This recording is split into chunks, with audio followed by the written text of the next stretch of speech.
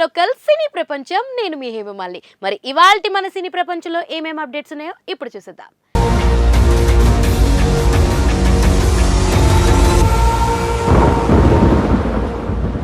మరి ముందుగా first update, Mirzapur 3 ఎలా ఉందంటే ఇంతకీ ఎంతమంది చూశారు, ఆ సినిమా వివరాలేంటో ఇప్పుడు తెలుసుకుందాం. మామూలుగా వెబ్ సిరీస్లకు క్రేజ్ రావడం అన్నిటికీ జరగదు. మన దేశంలో విపరీతమైన పాపులారిటీ తెచ్చుకున్న అలాంటి వాటిలో మీర్జాపూర్ ఒకటి. మొదటి 2 సీజన్లు బ్లాక్ బస్టర్ కాగా మూడో దాని మీద మంచి అంచనాలు నెలకొన్నాయి. అమెజాన్ ప్రైమ్కి గతంలో చందాదారులను పెంచడంలో దీని పాత్ర చాలానే ఉంది. హింస, బూతులు విపరీతంగా ఉన్నాయనే విమర్శలు ఎన్ని వచ్చినప్పటికీ ఎదురు చూసే ప్రేక్షకులు మాత్రం ప్రపంచవ్యాప్తంగా కోట్లలో ఉన్నారు. మరి ఇంత హైప్తో వచ్చిన ఈ ఫ్యామిలీ పొలిటికల్ డ్రామా అంచనాలకు తగ్గట్లు ఉందో లేదో క్లుప్తంగా ఇప్పుడు తెలుసుకుందాం. సీజన్ 2లో మున్నా చనిపోయినాక కలీన్ భయ్య తీవ్ర గాయాలతో అదృశ్యమవుతాడు. మూడో భాగం ఇక్కడ నుంచి స్టార్ట్ అవుతుంది. మీర్జాపూర్ మీద ఆధిపత్యం చెలాయించాలని నిర్ణయించుకున్న గుడ్డు అరాచకాలకు తెరతీస్తాడు. ఇంకోవైపు ముఖ్యమంత్రిగా ఉన్న మున్నా భార్య మాధురి యాదవ్ రాష్ట్ర రాజకీయాలను తన చుట్టూ తిరిగేలా వ్యూహం పన్నుతుంది. అందరూ అనుకున్నట్లు కలీన్ చనిపోయి ఉండడు. శరద్ శుక్లా సహాయంతో మరోచోట ప్రాణాలతో గట్టెక్కుతాడు. అసలు ఆట ఇక్కడ నుంచి మొదలవుతుంది. ఎవరు గెలిచారనేదే స్టోరీ. ఒక్కొక్కటి 50 నిమిషాలకు పైగా మొత్తం 10 ఎపిసోడ్లు ఉండడంతో మీర్జాపూర్ 3 బాగా సాగదీసినట్టుగా అయింది. పరస్పర దాడులు, కుట్రలతో డ్రామా నడిపించే ప్రయత్నం చేసిన ఒక దశ దాటాక ఊహించేలా కథనం సాగి బోర్ కొట్టిస్తుంది. దానికి తోడు పంకజ్ త్రిపాఠి పాత్రను తీవ్రంగా పరిమితం చేయడంతో ఇంపాక్ట్ తగ్గిపోయింది. బోల్డ్ కంటెంట్కు లోట్లేదు. గుడ్డు, శుక్లాల మధ్య క్లాష్ ఆశించినంత స్థాయిలో పండలేదు. చివరి 3 ఎపిసోడ్లలో మాత్రం వేగం అందుకుంది. అదంతా ఫ్యాన్స్ కు నచ్చుతుంది. చాలా ఓపిక ఉంటేనే అక్కడి దాకా రాగలం. ఎక్కువ ఊహించుకుని మీర్జాపూర్ 3 చూస్తే మాత్రం నిరాశ తప్పదు.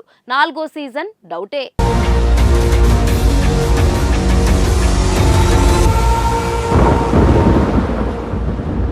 సో మన సినీ ప్రపంచంలో నెక్స్ట్ అప్డేట్, కల్కి 2 ఈ విమర్శలు ఉండకపోవచ్చంట. మరి ఇంతకీ ఏంటా విమర్శలు ఇప్పుడు తెలుసుకుందాం. కల్కి 2898 AD సినిమాను ప్రేక్షకులను మరో ప్రపంచంలోకి తీసుకెళ్లి ఓ కొత్త అనుభూతినిచ్చిందనడంలో సందేహం లేదు. కాకపోతే ఈ సినిమా ఆడియన్స్ కు పూర్తి సంతృప్తిని మాత్రం ఇవ్వలేకపోయింది. నాగ్ అశ్విన్ ఎంతో కసరత్తు చేసి ఈ కథను రాసుకున్నప్పటికీ దాని ఆసక్తికరంగా అర్థమయ్యేలా తెర మీద ప్రెజెంట్ చేయలేకపోయాడనే అభిప్రాయాలు వ్యక్తమయ్యాయి. అంతేకాక కథలోని ఎమోషన్స్ ను రాజమౌళి తరహాలో ప్రేక్షకులు మనసులోకి ఎక్కించుకోలేకపోయాడని, హీరో విలన్ పాత్రలను సరిగ్గా తీర్చిదిద్దలేదనే విమర్శలు కూడా వచ్చాయి. అలాగే కాశీ జనాల బాధల్ని సరిగ్గా చూపించలేదని, సంబాలాలో ఉండే రెబల్స్ లక్ష్యం ఏంటి అన్నది బలంగా చెప్పలేదని, ప్రభాస్ పాత్ర తక్కువ ఉందని కూడా ప్రేక్షకులు అభిప్రాయపడ్డారు. అయితే నిన్నటి ప్రెస్ మీట్ లో విలేకరులు దర్శకుడు నాగ్ అశ్విన్ ముందు ఈ విమర్శలు, అభిప్రాయాలన్నింటినీ ఉంచారు. కాశీ జనాల బాధలను బలంగా చూపించకపోవడంపై నాగ్ అశ్విన్ స్పందిస్తూ, అలా చూపిస్తే డార్క్ మూవీ అవుతుందనే ఉద్దేశంతో ప్రభాస్ పాత్రను జోవియల్ గా చూపించామని, ఇది తాము తీసుకున్న చాయిస్ అని తెలిపాడు. ఇక మిగతా ప్రశ్నలు, అభ్యంతరాలన్నిటికీ నాగ్ అశ్విన్ చెప్పిన సమాధానం ఒకటే, పార్ట్ 2 చూడండి అని. పార్ట్ 1లో కల్కి ప్రపంచాన్ని మాత్రమే పరిచయం చేశామని, పాత్రలను కొద్దిగా పరిచయం చేశామని, వాటి పూర్తి రూపం ఇంకా బయట పెట్టలేదని నాగ్ అశ్విన్ చెప్పాడు. ప్రభాస్ పాత్రతో పాటు కమల్ క్యారెక్టర్ కూడా 2వ భాగంలో వేరే లెవెల్లో ఉంటాయనే సంకేతాలు ఇచ్చాడు. తొలి భాగంలో తలెత్తిన ప్రశ్నలన్నిటికీ 2వ భాగంలో సమాధానాలుంటాయని చెప్పాడు. నిజంగా 2వ భాగంలో నాగి చెప్తున్నంత విషయం ఉండొచ్చు, అన్ని ప్రశ్నలకు సమాధానాలు కూడా ఉండొచ్చు. ఒకవేళ ఇప్పటికే తీర్చిదిద్దుకున్న స్క్రిప్ట్లో అంత బలం లేకపోయినా, అన్ని ప్రశ్నలకు సమాధానం ఇవ్వకపోయినా, పార్ట్ 1 రిలీజ్ తర్వాత వచ్చిన ఫీడ్బ్యాక్ చూసి ఖచ్చితంగా మార్పులు, చేర్పులు జరుగుతాయని ఆశించవచ్చు. నాగి ఈగోయిస్టిక్, యారగెంట్ డైరెక్టర్ కాదు, చాలా వినమ్రంగా ఉంటాడు. యూనిట్లో కూడా స్థాయి చూడకుండా అందరి సలహాలు, సూచనలు తీసుకుంటాడని పేరుంది. కాబట్టి ఇప్పుడు ప్రేక్షకులు, క్రిటిక్స్ విమర్శలు, అభిప్రాయాలను తీసుకుని ఖచ్చితంగా పార్ట్ 2ను మెరుగ్గా తీర్చిదిద్దుతాడనడంలో సందేహం లేదు.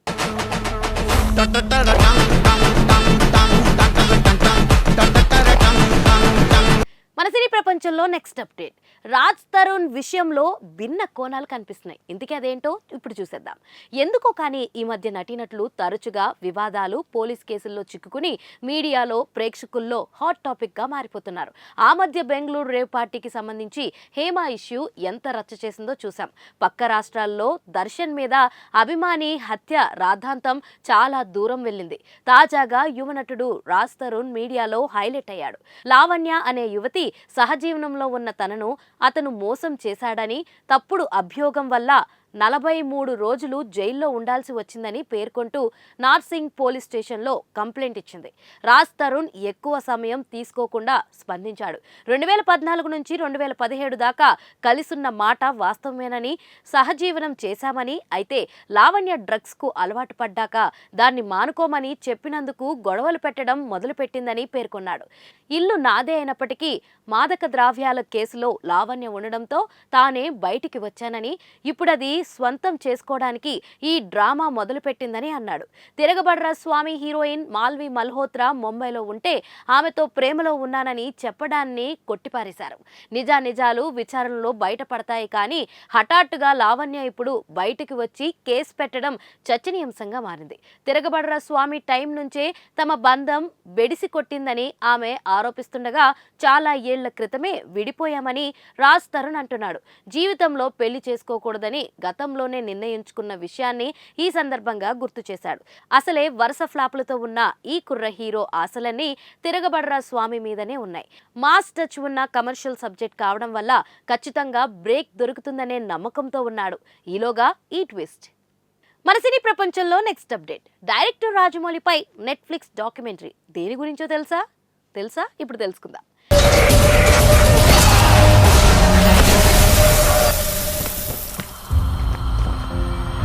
ఇప్పటి వరకు ఒక్క ఫ్లాప్ కూడా తీయని డైరెక్టర్ ఎవరు అంటే టక్కున గుర్తొచ్చే పేరు ఎస్ఎస్ రాజమౌళి.